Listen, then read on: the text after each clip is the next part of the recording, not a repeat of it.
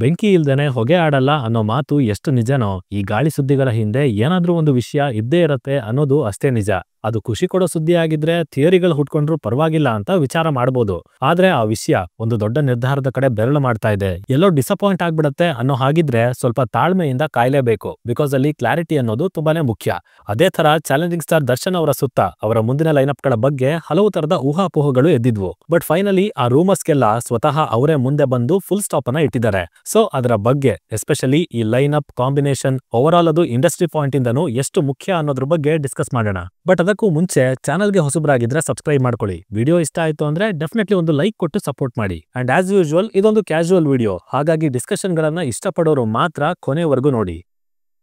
First of all ವಿಡಿಯೋದಲ್ಲಿ ದರ್ಶನ್ ಅವ್ರನ್ನ ನೋಡಿನೇ ಖುಷಿ ಆಯ್ತು. ಒಂದಷ್ಟು ಬದಲಾವಣೆ, ವಿಷಯಗಳನ್ನ ವಿವರಿಸಿದಂತ ರೀತಿ, ಇನ್ಫ್ಯಾಕ್ಟ್ ಕಾಟೇರ ಟೈಮ್ಗೆ ಹೋಲಿಸ್ಕೊಂಡ್ರೆ ಒಂದ್ 7 ರಿಂದ 8 ವರ್ಷ ಹಿಂದಿನ ದರ್ಶನ್ ಅವ್ರನ್ನ ನೋಡ್ದಂಗಾಯ್ತು. ಸ್ಕಿನ್ ಟೋನ್ ಇಂದ ಹಿಡಿದು ಪ್ರತಿಯೊಂದು ಬದಲಾಗಿದೆ. ಅಂಡ್ ಆಕ್ಚುಲಿ ಇದೇ ಬೇಕಾಗಿದ್ದು. ಇನ್ನು ಲೈನ್ ಅಪ್ ಕಡೆ ಬಂದ್ರೆ ಸದ್ಯಕ್ಕೆ ದರ್ಶನ್ ಅವರು D57 devil the hero the devil ಸಿನಿಮಾನ ಮಾಡ್ತಾ ಇದ್ದಾರೆ ಮಿಲನಾ ಪ್ರಕಾಶ್ ಅವರ ಜೊತೆಗೆ. ಅಂಡ್ ಈ ಚೇಂಜ್ ಆಗಿರೋ ಟೈಟಲ್ ನ ನಿನ್ನೆ ಟೀಸರ್ ಅಪ್ಡೇಟ್ ಪೋಸ್ಟರ್ ನಲ್ಲಿ ಗಮನಿಸಬಹುದು. ಈಗಾಗಲೇ ನಿಂತಿರೋ ಶೂಟಿಂಗ್ ಮಾರ್ಚ್ ಇಂದ ಶುರು ಆಗುತ್ತೆ ಅಂತ ಹೇಳ್ತಾ ಇದ್ದಾರೆ. ಸೊ ನೋಡೋಣ, ಫೆಬ್ರವರಿ 16ಕ್ಕೆ ಅಪ್ಡೇಟ್ ಬರಬಹುದು ಹೊಸ ರಿಲೀಸ್ ಡೇಟ್ ಜೊತೆಗೆ.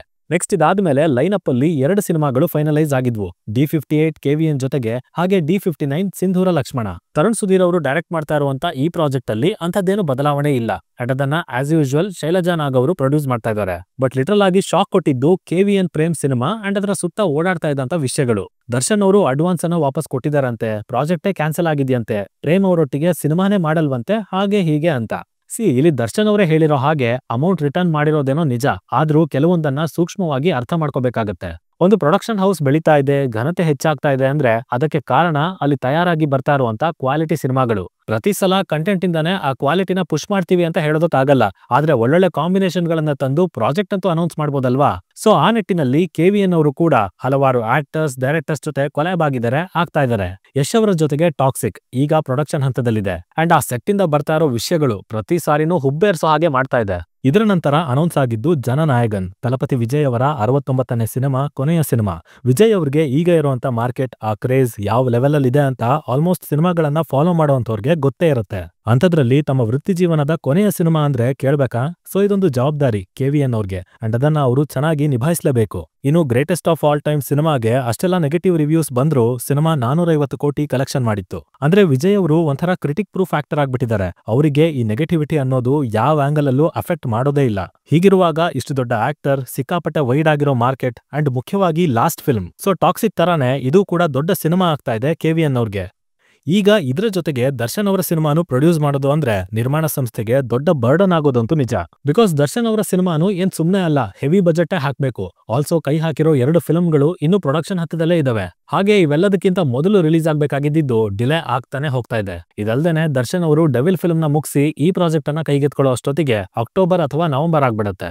ಹಾಗೇನೆ ಪ್ರೇಮ್ಸ್ ಅವರು ಕೈಯಲ್ಲಿರೋ ಸಿನಿಮಾನ ರಿಲೀಸ್ ಮಾಡಿ ಫೈನಲ್ ಸ್ಕ್ರಿಪ್ಟ್ ಗೆ ಕೂತ್ಕೊಂಡ್ರೆ ಅದಕ್ಕೆ ಮತ್ತೆ ಸುಮಾರು ಟೈಮ್ ಅಂತೂ ಹಿಡಿಯುತ್ತೆ. And as a production constraint ಸಮಯ ಜಾಸ್ತಿ ಆದಷ್ಟು ಇನ್ವೆಸ್ಟರ್ಸ್ಗೆ ಒಂದ್ ರೀತಿ ಲಾಸ್ ಅಂತಾನೆ ಹೇಳ್ಬೋದು. ಒಂದ್ ಕಡೆ ಅನೌನ್ಸ್ ಮಾಡಿರೋ ಈ ಪ್ರಾಜೆಕ್ಟ್ ಬೇಗ ಲಾಂಚು ಆಗಲ್ಲ, ಅಂಡ್ ಇಷ್ಟು ದೊಡ್ಡ ಪ್ರಾಜೆಕ್ಟ್ ಅನ್ನ ಶುರು ಮಾಡಿ ಲಾಕ್ ಆದ್ಮೇಲೆ ಅದು ಮುಗಿಯೋವರೆಗೂ ಹೊಸ ಕೊಲಾಬರೇಷನ್ ಕಡೆ ಹೋಗೋದಕ್ಕೂ ಆಗಲ್ಲ. ಸೊ ಹಾಗಾಗಿನೇ ಸದ್ಯಕ್ಕೆ ಈ ಪ್ರಾಜೆಕ್ಟ್ ಅನ್ನ ಲೈನ್ ಅಪ್ ಇಂದ ಬಿಟ್ಟಿರೋದು ಅಂದ್ರೆ ಕ್ಯಾನ್ಸಲ್ ಮಾಡಿದ್ರು ಅನ್ನೋದಲ್ಲ, ಸಿನಿಮಾ ಮುಂದಕ್ಕೆ ಹೋಗಿದೆ, ಪೋಸ್ಟ್ಪೋನ್ ಆಗಿದೆ ಅಂತ ಅಷ್ಟೇ.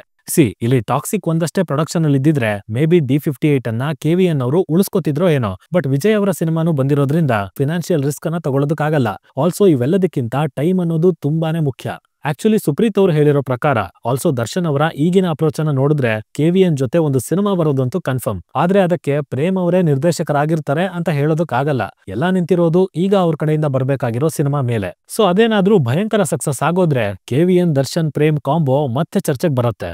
ಬಟ್ ಇನ್ನೊಂದು ವಿಷಯ ಏನಂದ್ರೆ ದರ್ಶನ್ ಅವರು ಪ್ರೇಮ್ ಜೊತೆಗೆ ಶಾರ್ಟ್ ಒಂದು ಸಿನಿಮಾನಂತೂ ಮಾಡೇ ಮಾಡ್ತಾರೆ. ಆದ್ರೆ ಪ್ರೊಡಕ್ಷನ್ ಹೌಸ್ ಚೇಂಜ್ ಆಗತ್ತೆ ಅಷ್ಟೇ. ಅಂಡ್ ಅದೇನಾದ್ರೂ ಡೆವಿಲ್ ನಂತರನೇ ಬರುತ್ತೆ ಅನ್ನೋದಾದ್ರೆ KVN ಒಟ್ಟಿಗೆ ಡಿಸ್ಕಸ್ ಆಗಿರೋ ಸ್ಕ್ರಿಪ್ಟ್, ಡೈರೆಕ್ಟರ್ ಎಲ್ಲದೂ ಬದಲಾಗುತ್ತೆ. ಎನಿವೇಸ್, ಪ್ರೇಮ್ ಅವರ ಈಗಿನ ಸಿನಿಮಾ ಚೆನ್ನಾಗಿ ಹೋದ್ರೆ ಹೇಳ್ತಿರೋ ಪ್ರತಿ ಮಾತಿಗೂ ತೂಕ ಬರುತ್ತೆ. ಅಥವಾ ಅದು ಆಗ್ಲಿಲ್ಲ ಅಂದ್ರೂ KVN ದರ್ಶನ್ ಕಾಂಬೋ ಬಂದೇ ಬರುತ್ತೆ, but with a different director. ಯಾಕಂದ್ರೆ ಎಲ್ಲಾ ಬರೀ ಎಮೋಷನ್ಸ್ ಇಂದಾನೆ ವರ್ಕ್ ಆಗಲ್ಲ, ಬಿಸ್ನೆಸ್ ಕೂಡ ಇಂಪಾರ್ಟೆಂಟ್ ಆಗತ್ತೆ. ಆ ಲೆಕ್ಕದಲ್ಲಿ ದರ್ಶನ್ ಅವರ ಸ್ಟಾರ್ಡಮ್, ಮಾರ್ಕೆಟ್ ಹಾಗೆ KVN ಅವರ ಇನ್ಫ್ಲೂಯೆನ್ಸ್, ರೀಚ್ ಒಂದಾದ್ರೆ ಅದು KFI ನಲ್ಲಿ ಇದುವರೆಗಿನ ಅತಿ ದೊಡ್ಡ ಪ್ರಾಜೆಕ್ಟ್ ಆಗೋದ್ರಲ್ಲಿ ಅನುಮಾನನೇ ಇಲ್ಲ. ಆಲ್ಸೋ ಅಲ್ಲಿ ಅಂಥದ್ದೇ ಪೊಟೆನ್ಷಿಯಲ್ ಡೈರೆಕ್ಟರ್ ಒಬ್ರು ಬಂದು ಸೇರ್ಕೊಂಡ್ರೆ ಸಿನಿಮಾ ಎಲ್ಲಾ ಕಡೆಯಿಂದನೂ ಒಂದೇ ಸಲ ಬೂಮ್ ಆಗ್ಬಿಡುತ್ತೆ. ಸೊ ಇನ್ನು ಬೇಜಾನ್ ಟೈಮ್ ಇದೆ, ನೋಡೋಣ ಎಲ್ಲಿ ಹೇಗೆ ಯಾವ್ಯಾವ ತರ ಬೆಳವಣಿಗೆ ಆಗತ್ತೆ ಅಂತ. ಆಲ್ಸೋ ದರ್ಶನ್ ಅವರ ಅಪ್ರೋಚ್ ಬದಲಾಗಬೇಕು, ಫ್ಲೆಕ್ಸಿಬಲ್ ಆಗಬೇಕು. ಆಗಷ್ಟೇ ಆಡಿಯನ್ಸ್ ಎಕ್ಸ್ಪೆಕ್ಟೇಷನ್ಗೆ ತಕ್ಕ ಹಾಗೆ ಸಿನಿಮಾ ಬರೋದು. ಇನ್ನು ಇದಾದ್ಮೇಲೆ ಬರಬೇಕಿರೋ ಸಿಂಧೂರ ಲಕ್ಷ್ಮಣನ ಕಥೆಯಲ್ಲಿ ಅಂಥದ್ದೇನು ಚೇಂಜಸ್ ಇಲ್ಲ.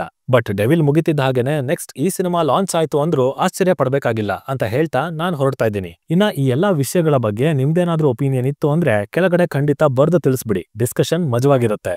ಸೈನಿಂಗ್ ಆಫ್, ಲಿಖಿತ್.